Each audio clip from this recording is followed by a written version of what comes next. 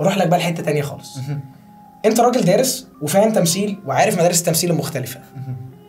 الموضوع ده عليه لغط كتير جدا، الا وهو محمد رمضان ممثل شاطر ولا ممثل اي كلام؟ انا يعني هقول لك حاجه، انا ممكن اقول لك انطباعي الشخصي وعايز اسمع من راجل دارس. انا مقتنع ان الراجل ده عنده تولز حلوه جدا وقويه جدا وعنده موهبه حلوه قوي، بس هو حابس نفسه في اطار معين من شكل الدراما اللي بيقدمها.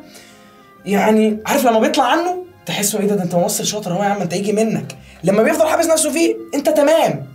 بس على فكره لو جه حد جامد جنبك بياكلك. البرنس احمد زاهر لما طبعا ادى، واحمد زاهر ممثل شاطر، انت شكرا انت شكرا. وبالنسبه لي حتى جعفر عمده انت كنت جامد جدا، بس بالنسبه لي واحده زي هلا صدقي انها تقف جنبك وبادائها ده انت اتكلت في لحظه. اي مشهد بينك وبينها انت كنت بتاكل.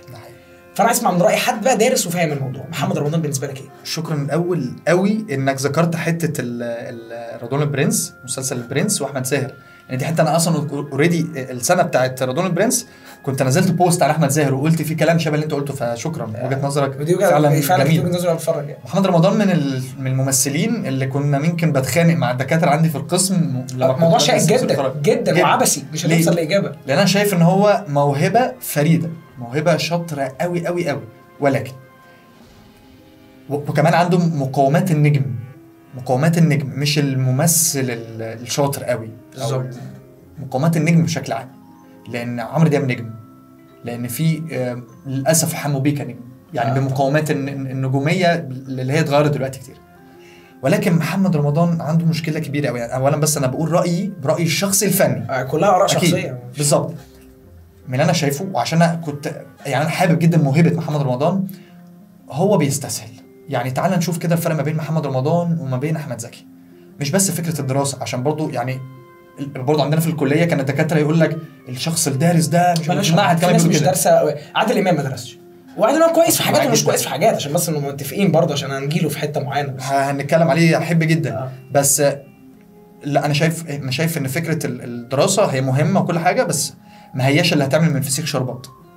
هي تثقل. وخصوصا بقى يعني انا بحب اذكر مثل قوي في حته الدراسه وفي حته الموهبه وفي حته استخدام الموهبه دي على محمد رمضان واحمد زكي. مع طبعا اختلاف المقارنه طبعا. احمد زكي برضه موهبته اثقل كتير، ولكن محمد رمضان برضه موهبته تقيله. الفرق في ايه؟ مايند سيت، اسلوب تفكير، ازاي انا بستخدم موهبتي دي وازاي بستغلها. احمد زكي غير ان هو دخل ودرس في معهد المسرحيه، طبعا كان متفوق جدا كمان في سنين المعهد. كان عنده مايند سيت الممثل الممثل الفنان النجم، مش بس مقومات النجوميه اللي بقت موجوده دلوقتي. طبعا الجيل برضو غير الجيل. فمحمد رمضان مشكلته هي اختياراته والمايند سيت بتاعته. محمد رمضان لو جيت شفته فيعني تعالى نحاول نفتكر كده افلامه الاولى. فيلم الكنز كان كويس جدا، كان عامل دور مختلف. فيلم بغض النظر فيلم كان كوميدي، بس انا بالنسبه لي محمد رمضان في فيلم واحد صعيدي انا ضحكني، وانت عامل كاركتر وحصل خير كان عامل كاركتر مع انه فيلم تافه، بس انت عامل كاركتر. طب ما انت ممثل، انت يجي منك على فكره، ويجي منك حلو قوي قوي كمان. ولكن هي بقى بقول لك فكره الاختيارات ايه يعني محمد رمضان عمل ايه عاش له لحد دلوقتي؟ مش هتلاقي صح. وكلها كام سنه ومش هتلاقي محمد رمضان عايش له اي حاجه. عايش له الاغاني اللي بيعملوه، وبرضه ترند وكام سنه وهيطلع ستايل جديد من الغناء، وده هيحصل. على فكره هو نفسه ذكي لانه عارف انه الاغاني هي اللي هتعيش له. هو نفسه قالها، قال لك انا عملت اغاني عشان الاغاني هي اللي بتقعد. المسلسلات والافلام، مع ان المسلسلات والافلام بتقعد ده اكتر كتير من الاغاني. معلش برضه خلينا نتكلم في مغنيين طفره وعايش لهم اغاني لحد دلوقتي، لكن المسلسلات او الافلام الابيض والاسود والقديمه فيها بعض الحاجات اللي لحد دلوقتي، بعض الاعمال الفنيه لحد دلوقتي تتفرج عليها ولحد دلوقتي تتعلم منها، ممثلين لحد دلوقتي تتعلم منهم. هات لي مسلسل نور الشريف بيتعاد والناس ما كانتش تتفرج عليه. شكرا، مش عايز اكتر من كده في الكون. اي مسلسل. والمقارنه اللي لسه بقولها لك برضو احمد زكي، افلام احمد زكي كلها لحد دلوقتي تتفرج عليها تتعلم منها تمثيل. فلا يعني انا مش متفق معاه ومتضايق جدا على الاتجاهات اللي بقى ياخدها فنيا، لانه خلاص بقى ماشي يمثل، حبس نفسه في حته معينه وخلاص. عنده حتتين في الاداء التمثيلي وفي اسلوب تعبيره كممثل، في ادواته اصلا الخارجيه والداخليه عنده حتتين ما بيعملش غيرهم. قفله الحاجب، العياط من عين واحده، او العياط بشكل عام. العياط بشكل عام.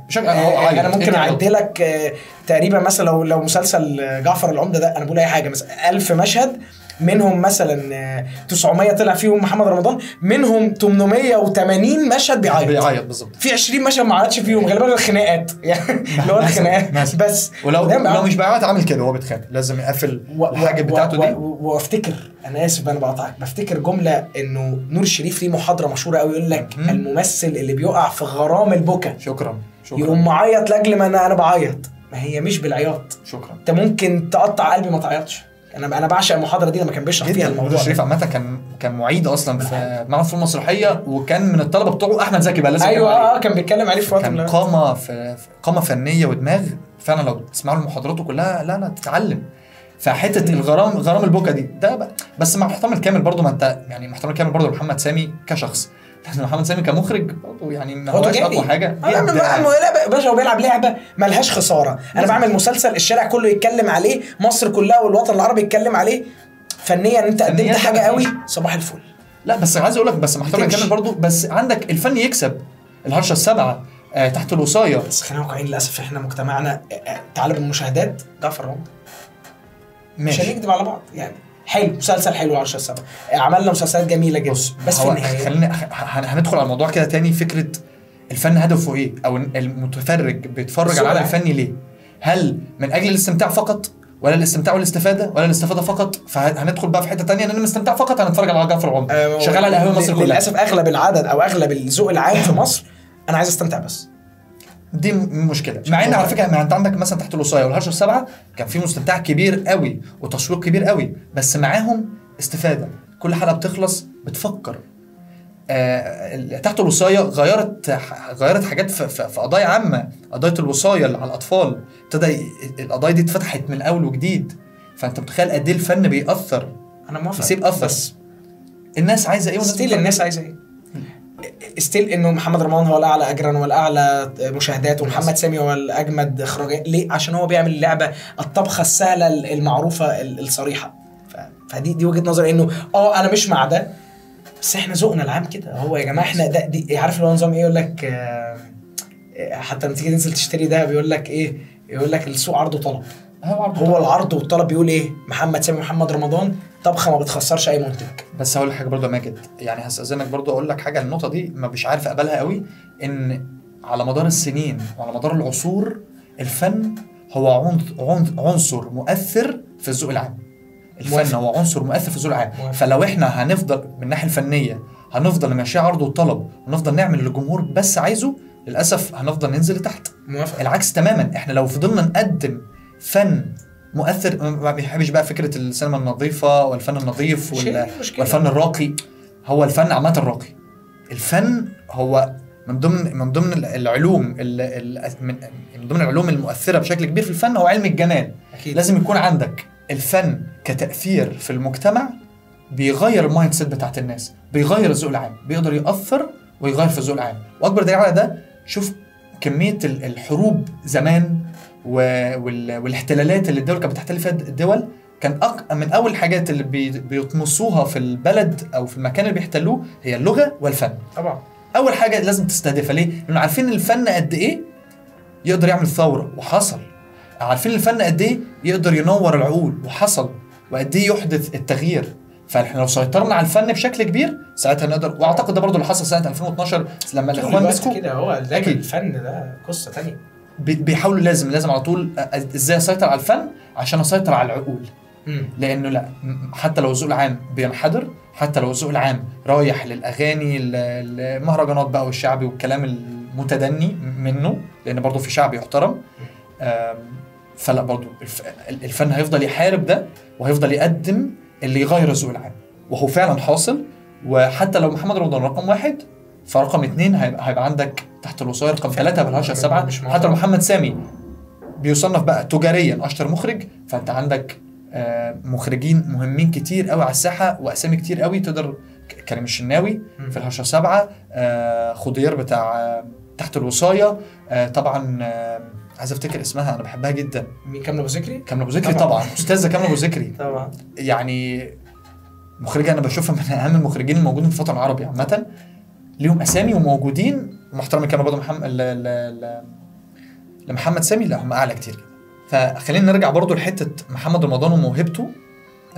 هو عنده موهبه كبيره ولو كان استغلها صح مع شويه دراسه. على فكره انا عايز اقول لك محمد رمضان دخل معهد فنون مسرحيه يدرس تمثيل واخراج، وسنه تانية ابتدى يجي له فرص معهد ايه بقى، يلا ابتدينا نشتغل. يمكن لو كان فعلا درس وكمل دراسه تمثيل واخراج مع موهبته الثقيله دي كان بقى حاجه تانية، على الاقل حتى كانت عقليته والمايند سيت بتاعته كانت اختلفت كتير، لانه حرفيا عنده حتتين بيعملهم في الاداء التمثيلي بينقل منهم بيروح ويجي منهم. حتى الكاركترات اللي بيحاول يعملها كلها حاجات كليشيه قوي سهل اي حد يعملها.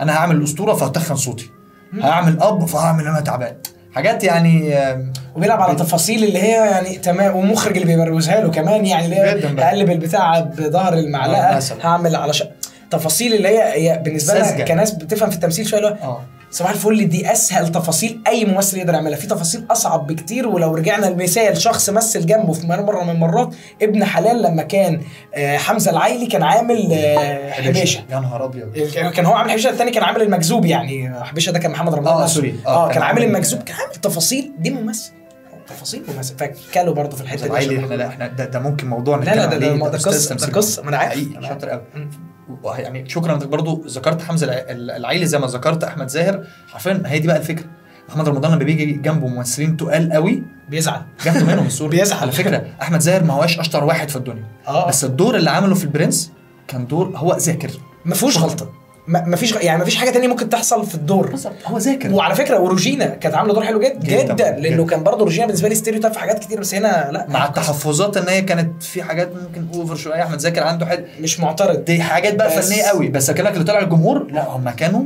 مصدقين فتصدقوا قوي.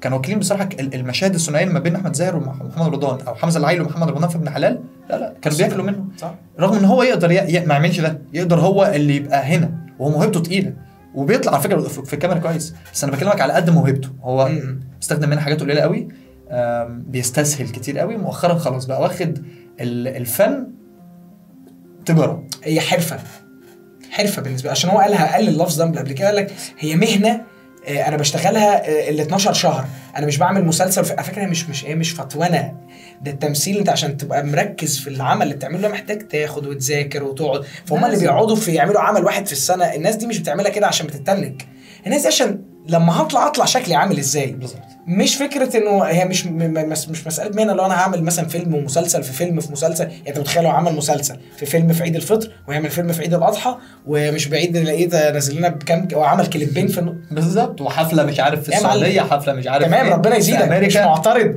بس ركز لانه ممكن السربعه دي تاخد من رصيدك ما تدكش. صدقني برضو كلمه حرفه اللي انت ذكرتها واللي هو كمان قالها دي هي اقيم كتير من اللي هو بيعمله. يا ريت يعني الحرفه حتى في التمثيل، يعني الممثل الحرفجي هو برضو يعني وصل لها اوقات وخلاص، في الاول كمان دلوقتي خلاص هو بقى يستسهل واخدها تجاره، هعمل الحتتين بتوعي اللي بعرف اعملهم من الناس حباهم بالظبط وشكرا.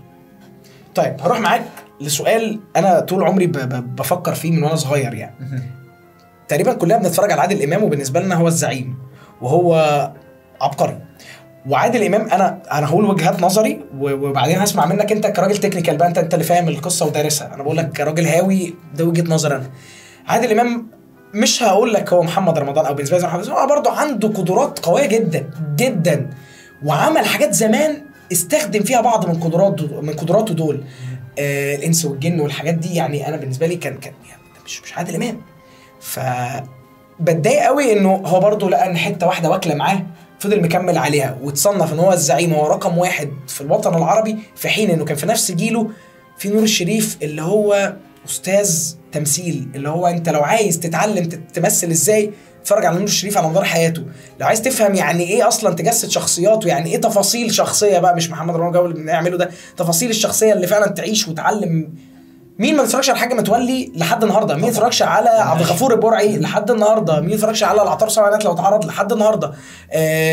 الرحاية، انا بالنسبه لي مسلسل الرحاية ده من الحاجات العبقريه ومؤخرا اتعملت وافلام كتير برضه. لو جبنا في الافلام يا اخي، ده انا لما بتفرج على بتاع احمد عز وكان طالع دور مش البطل ومع ذلك وجوده تقيل قوي، يتقل الفيلم بشكل مش منطقي. انت من وجهة نظرك هل نور الشريف اتظلم عشان هو طلع في جيل عادل امام، ولا عادل امام اللي عمله او اللعبه اللي لعبها زي ما محمد رمضان بيلعبها في جيلنا دلوقتي هي دي اللعبه اللي بتاكل من الاخر عشان هي دي اللي بتعيش؟ اوكي اولا بس عايز ابعد محمد رمضان عن الحزب خلاص. ماشي، هو مش تواجه مقارنه اصلا في الحته دي تماما، بس هو جه معاه كده. احنا كده يعني هنبتدي نتكلم عن واحد زي عادل امام. بصراحه ده واحد ممكن يعني الكلام ما يخلصش، يبقى ليه فعلا يعني حلقه لوحده نتكلم عن عادل امام بس. انا اسف انا هقطعك. انا لسه اقول عشان بس ما حدش يفهم ان انا بعيب في عادل امام. هو راجل ظاهره انك تفضل نجم في بلدك وفي الوطن العربي لحد السن ده، دي ما بتحصلش. حتى روبرت دينيرو والباتشينو ما وصلوش للمرحله دي وبقوا بيطلعوا في ادوار تانية وثالثه والدنيا بتمشي كده. ولا حتى شاروخ خان ولا حتى ميتاب باتشان مش هتحصل في العالم. مش هتحصل غير في عادل امام. ان حد من اول ما ابتدى تمثيل لحد ما نهى هو تمثيل وهو لحد هو رقم واحد في العمل اللي بيعمله. مش هتحصل. هو متصدر شبابيك التذاكر كلها، افلامه كلها بتصدر شبابيك التذاكر، هو النجم الاوحد في كل اعماله. ولو النهارده قرر يعمل مسلسل هيبقى برضه رقم واحد عادي جدا. ده حقيقي فعلا. ماشي. انا بالنسبه لي الجيل ده هو كان فيه 4 هم اللي يعني واخدين كل حاجه في الجيل ده على المستوى السينما والتلفزيون والمسرح. بس خلينا نتكلم فنيا، 4 نجوم مواهب مفيش بعدهم. وانا بشوفهم ال4 دول مع بعض هم الاتقل لحد دلوقتي في السينما المصريه من ساعه ما ابتدت. انا هرتبهم من وجهه نظري انا الفنيه من وكمان كمشاهد عادي من حيث الاقوى بالنسبه لي والاكثر نجاحا، بس بالنسبه لي الاقوى فنيا بالترتيب: عادل امام، احمد زكي، محمود عبد العزيز، نور الشريف. ليه حطيت نور الشريف رقم 4؟ وانا بحبه جدا، وانا نفسي اتعلمت منه كتير، لان هنتكلم شويه برضو في حته مواصفات النجم بقى اللي كنت لسه بتكلم فيها عن محمد رمضان. ممكن نحط معاه مثلا مين؟ احمد عز، امير كرارة. الناس دي ممكن هم مش اتقل حاجه في التمثيل، بس هم عندهم مقومات النجم، مقومات نجم الشباك، مقومات نجم الدراما. اوكي عشان كده ممكن تلاقي تجاربهم على المسرح ما هياش اقوى حاجه. امير كرارة يمكن ما عملش مسرح خالص، واحمد عز لما عمل حتى على فكره حتى في التلفزيون او في الدراما او في السينما تمثيليا هم هاجي لك انا بعد شويه في حته امير كرارة واحمد عز واحمد السقا في طقم كده، في طقم كده هنروح له كمان شويه نتكلم فيه جدا. فمقومات النجم ازاي يبقى عندك موهبه تقيله جدا وتدرس مع الموهبه التقيله دي فتبقى ممثل واعي فاهم، ومعاهم يبقى عندك المايند سيت بتاعت النجم، عقليه النجم اللي بيها بتختار وبيها بترفض، بيها بتطور ازاي، بيها بتختار الناس اللي شغاله حواليك، بيها بتختار مخرجين، بتختار ورق، بيها بتفرض شخصيتك على الساحه الفنيه. اللي قفل اللعبه دي هو كان عادل امام صح. من ساعه ما ابتدى لحد ما خلص عادل امام موهبه تمثيليه ما فيش كده، لدرجه انه بنفس تسريحه شعره على جنب وبنفس الشخصيه بتاعته اللي هي عادل امام اصلا ما بيغيرش صوته، هو ما بيغيرش حاجه. هو في افلام كتير زي ما انت ذكرت وافلام تانية كتير على فكره عمل فيها كاركترز، وراح للصعيدي، للفلاح الغلبان، للمجنون او اللي عنده مشكله نفسيه، للمدمن، لعب وراح وجه كتير. ولكن معظم هو عمل افلام كتير قوي، معظم افلام عملها كان عادل امام بنفس التسريحه اللي على جنب، بنفس اللبس تقريبا، بنفس جاكيت الجينز مثلا بتاع حلف وبقى كل حاجه، وبتقبله وتحبه جدا وياخد العين. كاريزما جدا مش طبيعيه. طبعا موهبته ثقيله جدا وقبوله عالي قوي، انه خلاص انت هتشوف عادل امام هتقبله، هيقول اي حاجه. صدقني في كميه افيهات عادل امام قالها لو كان اي حد تاني قالها مش هتضحك، صدقني مش هتضحك خالص. هي عشان طالما عادل امام مع بعض التحفظ على عادل امام، على بعض الالفاظ، على بعض الحاجات، يعني مشاهد على مبادئ التحرش اللي هو زرعها في السينما المصريه وكان عادل امام اللي ابتداها. دي حاجات مضايقاني جدا، بس برضه في الاول وفي الاخر هي عرض وطلب زي ما انت قلت، هي اعمال هو بيوافق عليها، المخرج بيطلبها، بغض النظر عن الحاجات دي يعني. هو الاثقل لحد دلوقتي في السينما المصريه كلها. ماشي. لو اتكلمت عن احمد زكي برضه عن محمود عبد العزيز الكلام هيطول جدا. يعني احمد زكي بالنسبه لي هو الاثقل موهبه في الاربعه. موافق. كموهبه تمثيليه موافق جدا. ونور الشريف بالنسبه لي هو اكثر ممثل واعي في الاربعه، الاكثرهم اجتهادا. هو ده لو انت عايز تتعلم.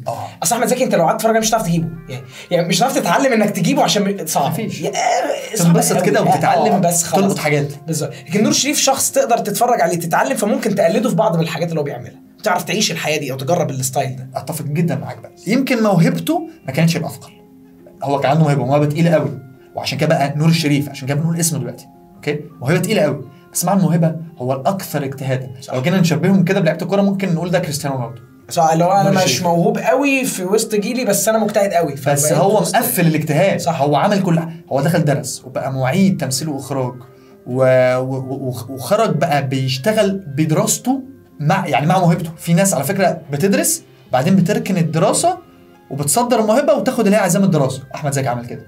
نور الشريف لا، كان شغال بالدراسه. ازاي اعمل منهج، ازاي امسك كاركتر، ازاي اعمل حاجه اسمها خريطه افعال للدور، واطلع ازاي انا عايز اطلع هنا الغضب ومعاه حزن. تخيل بص كنت بتوصل معايا ايه، انا هطلع هنا الحزن في عيني والغضب في صوتي، حاجه جباره. عشان كده بقى نور الشريف، عشان كده عملوا خالد لحد دلوقتي. لكن كموهبه يمكن هم يتفوقوا عليه، حتى محمود عبد العزيز انا بشوفه موهبه، مش عايز اقول اتظلمت ولا لا، بس في اعمال كتير قوي للاسف. انا متخيل لو محمود عبد العزيز ده ما كانش عامل رأفت الهجان ما كناش عرفناه. يعني كان التاكل بجد، يعني ما كانش هيبقى موجود بيتقال اسمه وسط الاربعه دول. عندك الكيت كات، عندك الكيف، عندك افلام كده يعني الكيت كات ده من اعظم افلام السينما المصريه عامه. بس في وسط الاربعه دول كان ده اللي اداله تقل شويه، لانه معلش برضه السينما حلوه جدا وتمام جدا، بس اللي بيعيش قوي اكتر شويه انا بحس التلفزيون. الناس قاعده طول الوقت على التلفزيون، مسلسلات معاك بالذات الجيل الاكبر، يعني مش جيلنا، الجيل الاكبر شويه بيعيشوا مع مسلسل. فلو ما كانوش شافوا رأفت الهجان او عاشوا مع رأفت الهجان انا بابايا لغايه النهارده بتفرج على رأفت الهجان يا اخي لما بيتعاد مش عارف نفسي اقلب التلفزيون مش عارف. حلو جدا مع انه كان عامل تسريحه كده مع محمود عبد العزيز مشكله. لا وكان في افواره كتير في الاداء وليفي وحاجات كده غريبه بس يعني تمام يعني. وعلى مستوى الدراما وعلى مستوى حتى السينما محمود عبد العزيز كموهبه عمل برضو مجموعه افلام، وفي رأفت الهجان نفسه كان تتعلم منه تمثيل. لا حد برضه موهبته تقيله قوي. انا شايف ان ممكن لو كان خد فرص او لو كان عنده مايند سيت عادل امام صح كان اتساوى معاه. تخيل كان ممكن يعدي احمد زكي كمان. مشكلته في المايند سيت على فكره. محمود عبد العزيز رفض كميه اعمال راحت بعديها لاحمد زكي والعادل امام مش طبيعيه. هم على فكره هم الاربعه عامه كانوا بيتعرض عليهم افلام كتير، خصوصا الثلاثه الاولانيين عن نور الشريف. أيوة. فكره بطوله الافلام كان عندك احمد زكي، عادل امام، محمود عبد العزيز. رأفت الهجان اصلا كان معروض لعادل امام في الاول مثلا. مع الكيت كات كان معروض على مش فاكر بصراحه كان على احمد زكي تقريبا ولا عادل امام، بس كان معروض لحد قبل محمود عبد العزيز. والكيف كان المفروض هو يعمل دور يحيى الفخراني يعمل دور، وكان قصه كده يعني. هو بقول لك بيروح ويجي وتقريبا لا بغض النظر محمد صبحي كان في مدرسه مش يعني. هو عامه الجيل ده هو العمل الفنيه كانت ماشيه كده فعلا. مين موافق عليه ومين فاضي. ايوه على فكره احنا زمان كنا بننتج 12 فيلم في السنه رقم جبار. كان عندك تخيل رغم من دلوقتي في عصر الديجيتال بقى وعصر كمان الاي اي دلوقتي الارتفيشال انتليجنس الذكاء الاصطناعي المفروض نبقى بننتج اسرع. احنا زمان كان عندنا وفره في الانتاج الفني اكتر من دلوقتي. فمين اصلا النجم الفاضي دلوقتي اللي يعمل الفيلم ده؟ فده بالنسبه لي ده رايي الشخصي ترتيبهم فنيا. واللي خلاهم بالترتيب ده هو انه عندك الموهبه الثقيله اللي منها الموهبه طبعا التمثيليه مع القبول عند الناس دي موهبه تحتها، معاها الدراسه سوري، واللي انت تثقل موهبتك فتبقى ممثل واعي، ممثل فاهم بتعمل ايه، بتعرف كل دور تكون في حته تانية، مع شخصيه النجم او مقومات النجوميه. دي اهم حاجه، المايند سيت العقليه بتاعت النجم. هو ده اللي مخلينا نرتبهم بالاربعه دول. هو مخلي فعلا اعمالهم لحد دلوقتي ممكن حتى لو جيت بصيت لهم هتلاقيهم فنيا بالترتيب ده: عادل امام، احمد زكي، محمود عبد العزيز، نور الشريف.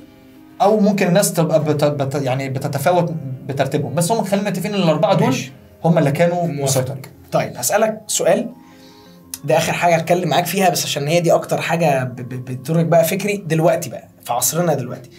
انا مقتنع دي وجهه نظري انه في ممثلين وفي مؤديين، ويكاد يكون ان المؤديين ممكن يكونوا نجوم شباك والممثلين مش نجوم شباك. ده الكوميديا. يعني انا مثلا بالنسبه لي من هو اعظم ممثل دلوقتي في الجيل ده كله؟ ماجد الكدواني، وجهه نظري. وماجد الكدواني مؤخرا بقى يعمل بطولات. لما عملها زمان ما جاتش معاه سكه. لما عمل فيلم يعني زمان قوي اللي هو كان جاي في السريع، لا عمل فيلم قديم قوي ومخيش فيه. بس بعد كده ماجد الكدواني هو غول بالنسبه لي. ولكن بقى تعالى نعد. انا ده وجهه نظري. انا بالنسبه لي امير كرارة مؤدي، احمد عز سيكا مؤدي، احمد السقا مؤدي. يعني هنيجي عند احمد السقا ده اقول لك عمل حاجات حلوه وعمل حاجات مؤدي. هو حاله فريده شويه برضو فنيا، فهنتكلم عليها لوحده. بالنسبه لي غريب يعني. وليكن هو دخل تكنيك مختلف تماما في السينما في المصريه كاكشن وكشغل زي كده. فدي بالنسبه لي بونص يخليه يعمل اللي هو عايزه. عارف انت دخلت حاجه مثلا على فين ديزل شويه. ماشي هجيلك يعني ما نجيله كمل بس. ماشي. انا قلت امير كرارة، احمد عز، احمد السقا، مش 100%. عمرو يوسف يعني ده رمز لل يعني مؤدي. انا بالنسبه لي ده مؤدي، بس انت ما عدتش على التمثيل يعني. مع المؤديين اللي هم نجوم الشباك، انت انا بالظبط انا بجيب لك نجم شباك وانت مؤدي، في حين بقى الناحيه الثانيه انت عندك مين ممثلين مثلا بانت قوي. مثلا انا اقول لك خالد النبوي لما طلع في الفيلم بتاع الديلر مع احمد السقا، هنا يبان الفرق يا معلم، هنا يبان الفرق. هي دي اللي تخض. لما انا ما اتفرجش على كيرة والجن، بس انا واثق من غير ما اتفرج كريم عبد العزيز جنب احمد عز، انا مش محتاج اتفرج، مش محتاج اتاكد ان كريم عبد العزيز كان اجمد. كريم عبد العزيز ممثل عبقري جدا جدا. ف ما اعرفش، انا بتضايق من الموضوع ده، انه الناس دي ممكن تكون يا عم ده رزقك وكل حاجه، بس في سيزون انا عمري ما هنساه، معلش هقوله كان امير كرارة بيعمل كلبش وفي نفس الوقت عمل حرب كرموز. انا دخلت السينما وانا كنت متابع كلبش. هو كلبش انا مش عارف، انا حسيت ان في ديجافو وان انا قاعد هو في ايه. هو ده امير كرارة، هو سليم الانصاري، بس هو عمل شعره كده بدل بس في حرب. واللي ضايقني بقى ايه بقى والله، ان هو طلع في برنامج قال لك لا الكاركتر مختلف، ابتدى يتكلم فبيشرح، قال لك معلش سليم الانصاري كان بيسرح شعره ما اعرفش كده، بس في حرب مبروز انا سرحت شعري كده، الشنب قصيت مني شويه. انا كنت عايز ابكي على حالي وحال التمثيل وحال كل اي انسان نفسه يمثل في الكون. هو اللعبه بالشعر دلوقتي ده عنصر صغير جدا من عناصر التمثيل. فكرة شعرك بقى او مش عارف ايه، يعني في حاجات تانية اهم بكتير. اوكي العنصر الفيزيكال او اللي هو شكل الجسد وشكل الشعر والشكل مش عارف ايه تخين ورفيع، دي حتة مهمة جدا، ولكن انت عندك عنصرين تانيين انت ما لعبتش فيهم. انا بالنسبة لي على علمي التمثيل 3 عناصر، العنصر اللي هو الفيزيكال الشكل الجسدي والمظهر بتاعك، العنصر الاجتماعي هو الشخص ده خلفيته الاجتماعية ايه، اتعلم ازاي، طب درس ايه، طب بيعمل ايه، بيتكلم ازاي مش عارف ايه، والعنصر النفسي اللي هو انت مشاعرك ايه. الراجل ده لما بيعصب ازاي، لما بيبقى فرحان بيفرح ازاي، بيعيط ازاي. دول 3 عناصر. امير كرارة دايما بيلعب بعنصر واحد. انا غير شكلي ليه؟ ما غيروش نفس الشنب. ما هو يا ريته غير شكله. يعني فكرني استاذ احمد عبد العزيز لما كان متنكر في سوق العصر، هي نفس القصه. فانا عايز اسمع رايك في الحته دي بالذات يعني. قول لي بقى، انت جيت لي الحته انا حاببها جدا لما هكلمك بقى في انا اتكلمت بحرقه قوي عشان متضايق من الموضوع. وانا على فكره كلامك انا بسطني جدا، ان هو انت بتتكلم يعني فعلا كل اللي انت قلته ده مظبوط جدا. في حته انا هكلمك في شقين عامه. ماشي. شق لسه متكلم عليه فيه وهزود عليه حته صغيره، هي فكره شخصيه النجم او مقومات النجم. للاسف كل دول عندهم مقومات النجم. النجم مش بالضروره الممثل الواعي او ممثل النجم. عندك مقومات النجم، شكل حلو، وده الكاميرا بتحبه والسينما بتحبه، عشان كده ما تلاقيهمش ناجحين لا دراما ولا مسرح. صح. ناجحين بالاغلب سينما. هات لي كده الاسامي اللي انت قلتها دي، حاجه عملوها دراما مفيش، او عملوها مسرح، وقول لي اسمها ايه. نادرا جدا. نوادر. لو مش فاكر لاحمد السقا مسلسل، ومش فاكر لاحمد عز اصلا. اخر مسلسل مع احمد عز كان قديم قوي. عمرو يوسف كان ايه مثلا اخر حاجه احمد عز ده كان قديم قوي، كان اسمه ايه يا ربي، ادهم المصري ده ولا كان اسمه يا نهار ابيض الادهم ولا حاجه كده. امير كرارة ما عملش مسرح، ما عملش مسرح، عمل كلبش، ودي كانت يعني هي انطلاقته كانت كلبش. امير كرارة كان جامد لما كان بيطلع مع الشله بتاعت محمود عبد المغني بصراحه، بس كانوا بيرفعوه يعني. مع محمود عبد المغني برضه ممثل، كان معاه ممثلين كتير بيسندوا. كان محمود عبد المغني طبعا من اتقل المواهب دلوقتي على الساحه. فهم عندهم مقومات النجم، شكلهم حلو، الكاميرا بتحبهم، كل اللي انت قلتهم دول.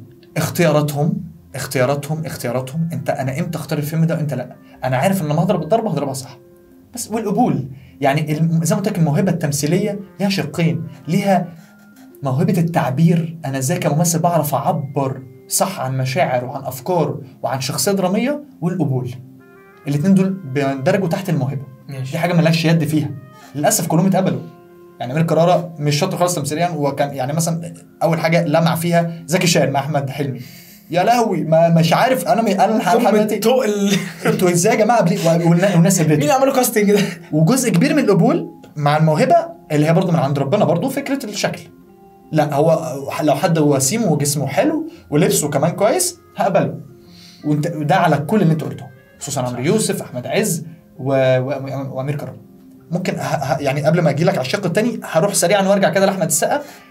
مش هطول قوي، انا معاك واتفق جدا معاك. احمد السقا كمؤدي في معظم الحاجات اللي عملها، في بعض الحاجات اللي اشتغل عليها على فكره كويس. النقطه دي هتدينا النقطه الثانيه اللي عايز اقولها. في بعض الحاجات اللي اشتغل عليها تمثيليا كان ممثل شاطر قوي. فيلم تيتو طبعا على العشق والهوى. ماشي. دي حاجات مثل فيها، كان فيها ممثل. بس احمد السقا يعني جدتك مثل برضو على فكره فين ديزل. ابن القنصل والله كان حلو في ابن القنصل، كان غريب ماشي. كان مختلف مش احمد السقا. عمل كاركتر بس كاركتر احنا بنسميه براني. يعني سهل. كان برضو بيمثل من بره. ما هو برضه عشان هو اصلا هو بيعمل كاركتر ان هو بيمثل الكاركتر، فهي كانت حلوه عشان كده عجبتني بس مثلا دي. بس في مناطق في الفيلم في مناطق في الفيلم وهو متاثر على ابوه، لا ما تصدقوش. لا ما تصدقوش لما في الاخر لما مش عارف الذهب اتسرق، فيلم بابا مثلا اللي عمله مع لا معظم افلامه عامه كان فعلا هو مؤدي. بعض الحاجات اللي عملها كان ممثل فيها وفعلا كانت كويسه عشان ما نبقاش بنظلمه. وهو بالاكتر احمد السقا لان هو فعلا هو قدم نوع اكشن ما حصلش قبل كده في السينما المصريه. عنده جرأه وعنده امكانيات ممثل اكشن، جريته شكلها حلو زي توم كروز. طبعا ما خلاف انا مش بقارن، بس على مستوى السينما المصريه طبعا جريته وطريقه ضربه الحاجات اللي بيعملها اللي كانت بالنسبه للناس ما حدش بيعمل الكلام ده يا معلم. الحموه بتاعته في الكلام من ساعه حتى لما كان بيعمل كوميدي في كده اوكي مسرحيه كوميديه الحماس بتاعه اللي استخدمه في الاكشن حقيقي كان جميل جدا وفريد جدا، وعشان كده بقى احمد السقا. فيعني هو خرجوا منهم لان هم 3 فعلا مؤدين بس. موافق. اوكي. النقطه الثانيه بقى اللي عايز اتكلم فيها ولا هي شغلانتي غير كوني كممثل، اكتنج كوتش. الممثل محتاج دايما اكتنج كوتش معاه. اي واحد من دول لو بس فكر اللحظه يبقى معاه برايفت اكتنج كوتش هيتنقل لحته الثقافه دي موجوده دلوقتي في الجيل الصغير اللي بيمثلوا احمد مالك، احمد داش، امينه خليل، دينا الشربيني، ما في منى زكي اهو لسه، ومنى زكي ومحمد ممدوح. الناس دي كلها بتروح لاكتنج كوتشز، ومن في ورش انا كنت بروح اخدها في اماكن واشوف منهم ناس موجوده. ايه ده انتوا بتعملوا ايه هنا؟ احمد داوود وعلا رشدي الطقم ده كله كان بيروح. مظبوط. وهقول لك برضو احمد عز في المصلحه، فيلم المصلحه كان شغال مع اكتنج كوتش، كان حلو. شكرا. كان مختلف، كان حلو يعني غير حتى ما وصلش على حاجه. انا برضو موهبه يعني الاكتنج كوتش عمره ما هيعمل. موافق. بس كان مختلف، كان حلو جدا. كان عامل دايما بقول الجمله دي انه في المصلحه كان من الافلام القليله اللي مثل فيها احمد عز. انا برضو عايز اذكر حاجه في تجربتي اللي لسه خلصانه. كان معايا بنت اللي خدت مركز تاني احسن ممثله دور اول، اسمها ياسمين اشرف. ياسمين شخصيتها الحقيقيه كانت طاغيه كتير على التمثيل، مع طبعا المعلومات الخاطئه اللي كانت جايه لها من التمثيل. انا كان نفسي تيجي تتفرج، او حتى الناس اللي هتبقى بتشوفنا دلوقتي واتفرجت على المسرحيه. ياسمين كانت على الخشبه مختلفه تماما. خدت الجايزه عشان هي كموهبه، عشان هي كممثله عندها موهبه كبيره قوي. ولما اشتغلت معاها على فكره الدور ازاي نبعد عن ياسمين نفسها، من اكتر الممثلات اللي راحت معايا لحد تاني خالص. راحت معايا للناحيه التانيه خالص من ياسمين، رحنا لياسمين تانيه خالص. حتى الشخصيه الدراميه كان اسمها ياسمين، رحنا لياسمين تانيه خالص بانفعالات مختلفه بشكل مختلف. هي نفسها لما اتفرجت على نفسها في الفيديوز، ده مش انا. هو ده فكره انك انا نفسي كممثل، وحتى لو انا دارس وحتى لو انا عندي قدر من الموهبه، هحتاج لما اجي امثل هحتاج اكتنج كوتش، لان في كل حال انت محتاج حد بيشوفك، المرايه الحقيقيه بقى. ما انت ما ويقول لك ويذاكر معاك. عامل زي لعيب الكوره برضو. الدكتور فريد النقراشي على طول كان حتى بيقولها، يقول لك الاكتنج كوتش عامل زي مدرب الكوره. لو بقيت ميسي، لو بقيت كريستيانو، لو بقيت دلوقتي الجيل دلوقتي فينيسيوس، هالاند، امبابي، كل دول لازم معاك مدرب خاص ليك بيتابع فنياتك واللي انت بتعمله في الملعب بالظبط، ويقول لك خلي بالك انت دي اتطورت عندك او دي ضعفت عندك، محتاج لازم يبقى عندك مراقب كده، لان هو ده اللي هيخليك دايما مختلف. لان انت مهما كنت ممثل شاطر جدا جدا وموهبتك تقيله قوي، هيبقى غصبا عنك بتدي من روحك للدور اللي بتعمله.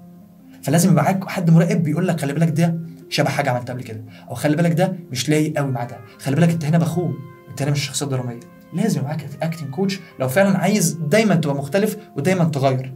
وانا على فكره يعني كمان بشجع انك تبقى بتغير الاكتنج كوتش مع الاسف. مدرسه مختلفه وكل واحد بفكره مختلفه. انت اللي بتكتسب ثقافات مختلفه، عرفت مدارس مختلفه. والاكتنج كوتشز المفروض يبقى مع كل واحد مركز في منهج او مع منهج او عده مناهج، المفروض كمان، بس مركز مع منهج معين ومذاكره وواصل فيه الحته للاخر. المفروض برضه كممثل بطل لعمل فني، او حتى لو مش بطل، تبقى بتختار الاكتنج كوتش الانسب للشخصيه الدراميه دي.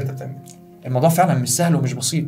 واكبر دليل اهو منى زكي في تحت الوصايه كان معاها اكتنج كوتش. انا فاكر يعني اعتقد اسمه، يعني انا اسف لو اقول اسمه غلط، كريم الجندي. منى زكي لكن بتقول الممثل دايما محتاج اكتنج كوتش معاه.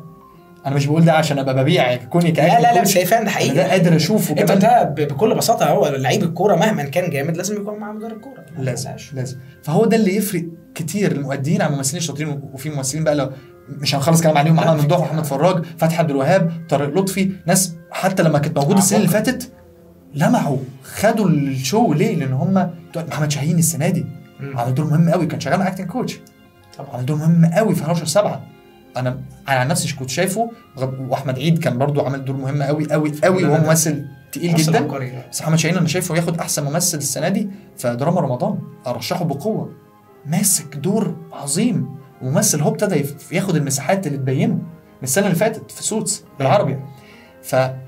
دي مهم جدا شغال مع اكتنج كوتش، حتى لو انت دارس وواعي هتاخد من خبرته، هيساعدك، والاهم انه يكون مرايه ليك، يشوف ويعمل معاك بروفات ويشوف انت بتعمل ايه. هو ده اللي مخلي مؤدين كتير شكلهم بيختلف لما ابتدوا ما يبانوش دلوقتي، يعني ابتدوا يبان ان في ناس فاهمه عنهم او اتقل كتير. هو ده اللي بيفرق اكيد المؤدي. بس ليه المؤدين موجودين؟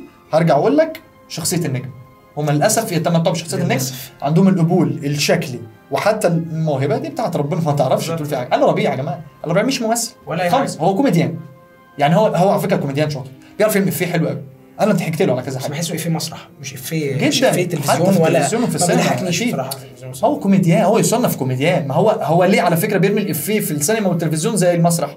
ان هو ما عندوش وعي الممثل اصلا. أيوة. وهو مش هو كموهبه مش موهبه ممثل، هو موهبه كوميديان، بس عنده قبول. هي الفكره في القبول، ما حدش جبار يعني محدش عارف يتكلم فيه. هتشوفه هتضحك، هتسمعه هتضحك، خلاص بقى دي حاجه مش بايدينا يعني. هو ده اللي بيفرق. انا مبسوط بحوارنا الشيق. انا جدا اتكلمنا كتير قوي. انبسطت جدا بالكلام. انت كنت وحشني على المستوى الشخصي يعني. مبسوط ان احنا اتكلمنا حبيبي.